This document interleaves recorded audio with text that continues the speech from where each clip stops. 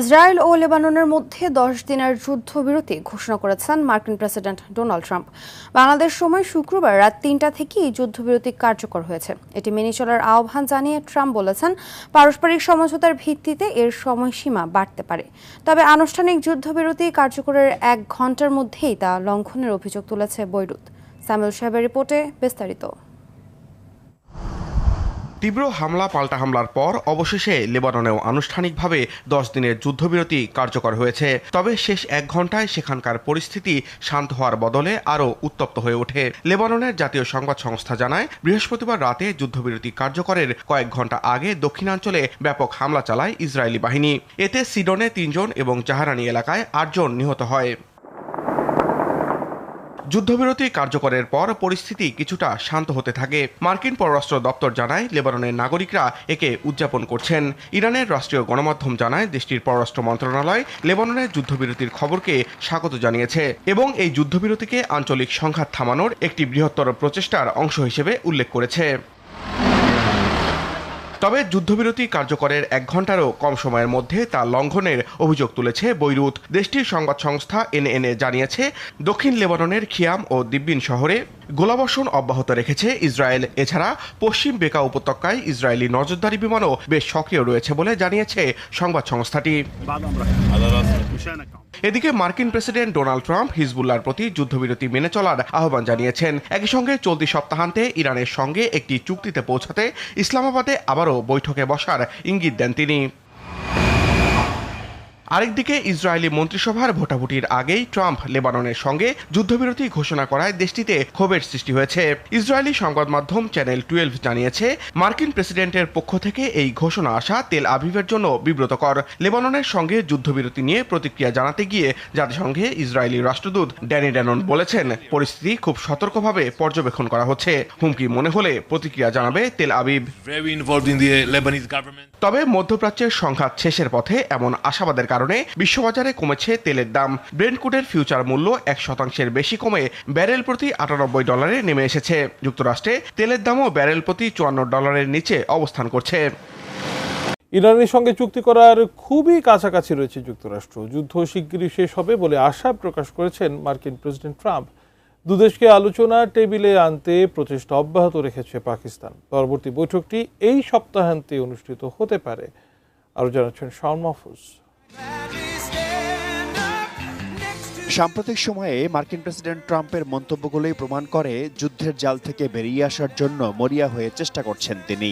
Nevada অঙ্গরাজ্যের লাস ভেগাসে এক অনুষ্ঠানে ট্রাম্প বলেছেন, ইরানের সঙ্গে যুদ্ধ সাফল্যের সঙ্গে এগোচ্ছে, এটি শিগগিরই শেষ হবে।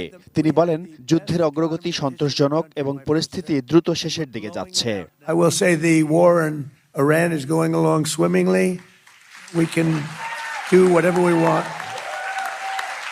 And it should be ending pretty soon. It was perfect. I mean, it's perfect. এর আগে হোয়াইট হাউসে সাংবাদিকদের প্রশ্নের উত্তরে ট্রাম্প জানান, ইরানের সঙ্গে চুক্তি করার খুবই কাছাকাছি অবস্থানে রয়েছে যুক্তরাষ্ট্র। তেহরান তাদের সমৃদ্ধ ইউরেনিয়াম হস্তান্তর সহ প্রায় সবকিছুতেই রাজি হয়েছে বলে দাবি করেন তিনি। যদি ইরানের সাথে চুক্তি সম্পন্ন হয় এবং ইসলামাবাদে তা স্বাক্ষরিত হয়, তবে পাকিস্তানে যেতে পারেন বলেও জানান president Trump. They've totally agreed to that. They've agreed to almost everything.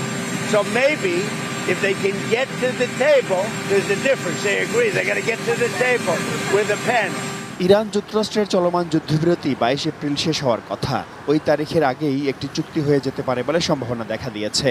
দিনক্ষণ নির্ধারিত না হলেও দুদেশের মধ্যে দ্বিতীয় দফার বৈঠকটি এই সপ্তাহান্তে অনুষ্ঠিত হতে পারে। বিবদমান দুপক্ষকে আলোচনার টেবিলে ফেরাতে চেষ্টা অব্যাহত রেখেছে পাকিস্তান। যুক্তরাষ্ট্রের বার্তা পৌঁছে দিতে ইরানের প্রেসিডেন্ট মাসুদ পেজেশকিয়ানের সঙ্গে দ্বিপাক্ষিক বৈঠক করেছেন পাকিস্তানের সেনাপ্রধান ফিল্ড মার্শাল আসিম মনির। সাক্ষাৎ করেছেন বিপ্লবী গার্ড বাহিনীর প্রধান মেজর জেনারেল আলী আবদুল্লাহি এবং স্পিকার বাঘের গালিবাফের সঙ্গে। যে কোনো সমন্বিত যুদ্ধবিরতি চুক্তিতে লেবাননকে অবশ্যই অন্তর্ভুক্ত করতে হবে বলে জানিয়েছেন গালিবাফ। কূটনৈতিক প্রচেষ্টা চালিয়ে যাচ্ছেন পাকিস্তানের প্রধানমন্ত্রী শেহবাজ শরীফও।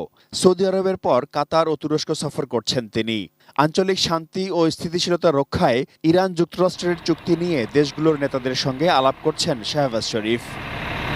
পোষ করো না হয় ধ্বংসের জন্য প্রস্তুত থাকো, সরাসরি এই বার্তাই এখন তেহরানের জন্য। মার্কিন joint chiefs of staff general van Kane আজ সাফ জানিয়ে দিয়েছেন হরমুজ প্রণালীতে মার্কিন নৌ অবরোধ অমান্য করলে বিন্দু মাত্র ছাড় দেওয়া হবে না। তার ভাষায়, যদি আপনারা এই অবরোধ না মানেন তবে আমরা শক্তি প্রয়োগ করতে বাধ্য হব। বিশ্বের মোট খনিজ তেলের 1/5 যাতায়াত করে যে পথ দিয়ে, সেই হরমুজ প্রণালী এখন কার্যত মার্কিন রণতরীর দখলে। গত সোমবার থেকে শুরু হওয়া এই নজিরবিহীন নৌ অবরোধে এখন পর্যন্ত 14টি জাহাজ পথ পরিবর্তন করতে বাধ্য হয়েছে। মার্কিন সেন্ট্রাল কমান্ড বা সেন্টকম কড়া নজরদারি চালাচ্ছে ওমান উপসাগরীয় এলাকায়। এদিকে ডিফেন্স সেক্রেটারি পিট হেগসেট যেন আরও এক ধাপ এগিয়ে। তিনি স্পষ্ট করে দিয়েছেন যে মার্কিন সেনাবাহিনী এই মুহূর্তে লকড অ্যান্ড লোডেড, অর্থাৎ যে কোনো মুহূর্তে অবরোধ থেকে তারা সরাসরি পুরোদমে যুদ্ধে অবতীর্ণ হতে প্রস্তুত। তিনি বলেন, প্রেসিডেন্ট ট্রাম্পের নির্দেশে আমরা নিশ্চিত করব যেন ইরান কোনোভাবেই পরমাণু অস্ত্র হাতে না পায়। শান্তি নাকি সংঘাত? প্রেসিডেন্ট ডোনাল্ড ট্রাম্প যেন দুই পথই খোলা রেখেছেন। একদিকে তিনি পাকিস্তানের মধ্যস্থতায় আলোচনার আশা দেখাচ্ছেন, অন্যদিকে ভাইস প্রেসিডেন্টের নেতৃত্বে একটি শক্তিশালী দলকে পাঠাচ্ছেন করা ডিল করতে।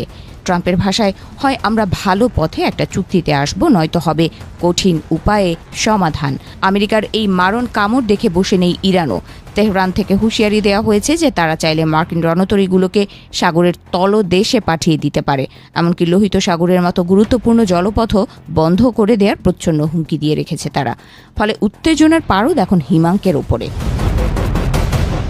এই পরিস্থিতির মধ্যে প্রেসিডেন্ট ট্রাম্প সামাজিক যোগাযোগ মাধ্যমে একটি বড় ঘোষণা দিয়েছেন। 34 বছর পর ইসরায়েল ও লেবাননের নেতাদের মধ্যে সরাসরি কথা হতে যাচ্ছে।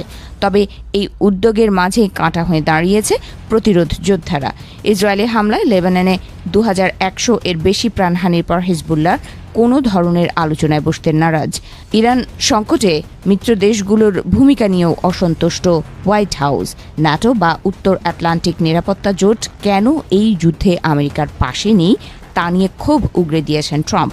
এমনকি প্রয়োজনে ন্যাটো ছাড়ার হুমকি দিয়ে তিনি বলেছেন, বিপদের সময় ন্যাটো আমাদের পাশে ছিল না এবং ভবিষ্যতেও থাকবে না। যুদ্ধবিরতির মেয়াদ প্রায় শেষের দিকে, কিন্তু এখনও কোনো স্থায়ী সমাধান মেলেনি। ইসরায়েল প্রস্তুত আবারও হামলা শুরু করতে, আর আমেরিকা দাঁড়িয়ে আছে ট্রিগারে আঙুল দিয়ে। মধ্যপ্রাচ্যের এই আগ্নেয়গিরি শেষ পর্যন্ত বিশ্বযুদ্ধের রূপ নেয় কিনা সেটাই এখন বড় প্রশ্ন।